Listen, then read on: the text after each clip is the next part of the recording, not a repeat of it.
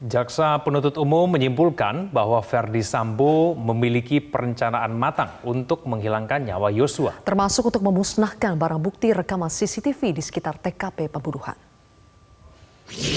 Bahwa dari fakta hukum tersebut jelas terlihat cukupnya waktu bagi terdakwa untuk berpikir dan menimbang-nimbang pembunuhan yang akan dilakukan, yaitu setidak-tidaknya selama perjalanannya menuju pelaksanaan menghilangkan nyawa korban Nofriansah Yosua Huta Barat, bahkan sampai memikirkan untuk menghilangkan bukti-bukti sekalipun. Berdasarkan fakta hukum tersebut telah menunjukkan terdakwa Verdi Sambo telah sempurna merencanakan menghilangkan nyawa korban Nofriansah Yosua Huta Barat karena dalam suatu waktu yang cukup telah memikirkan serta menimbang-nimbang dan kemudian menentukan waktu, tempat, cara atau alat yang akan digunakan untuk pembunuhan tersebut. Dalam hal ini dapat juga telah terfikirkan olehnya akibat dari pembunuhan itu ataupun cara-cara lain sehingga orang lain tidak dengan mudah mengetahui bahwa dialah pembunuhnya.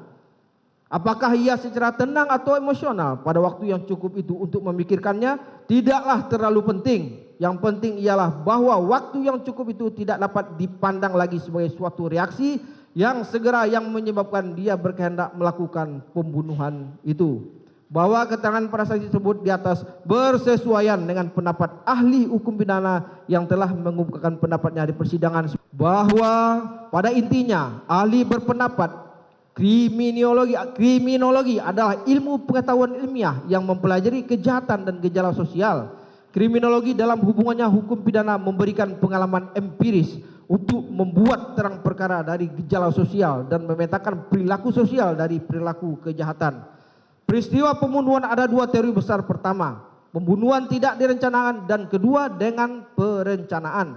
Pembunuhan tidak direncanakan merupakan reaksi seketika dari pelaku. Alat yang digunakan adalah alat yang ditemukan di tempat itu. Tidak dipersiapkan. Pembunuhan direncanakan, ada cukup waktu bagi pelaku untuk berpikir, untuk bereaksi, melakukan atau tidak melakukan.